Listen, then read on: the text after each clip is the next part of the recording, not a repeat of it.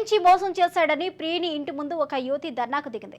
సిద్దిపేట మండలం ఇమాంబాద్ గ్రామానికి చెందిన స్వాతి ప్రియుడు గణేష్ ఇంటి ముందు ధర్నాకు కూర్చుంది.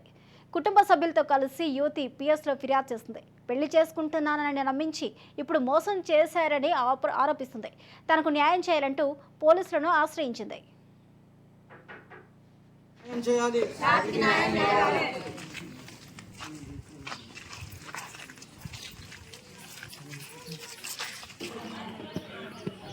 స్వాతి, గొడుగు గణేష్, వాళ్ళ అమ్మ పేరు దేవ, వాళ్ళ డాడీ పేరు ఎల్లయ్య.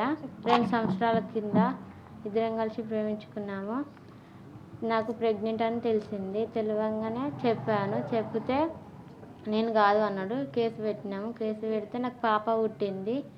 పాప పుట్టిన తర్వాత డిఎన్ టెస్ట్ చేయించారు. డిఎన్ టెస్ట్ కూడా వచ్చింది. పెళ్లి చేసుకొని అంటుండు. నాకు న్యాయం చేయాలని కోరుతున్నాను. పెళ్లి కావాలని వచ్చిన వాళ్ళ ఇంటి ముందట కూర్చొని నాకు న్యాయం కావాలని కోరుతున్నాను. అది ఇమాంబాద్. నా పేరు స్వాతి, గొడుగు గణేష్, వాళ్ళ అమ్మ పేరు దేవ, వాళ్ళ డాడీ పేరు ఎల్లయ్య.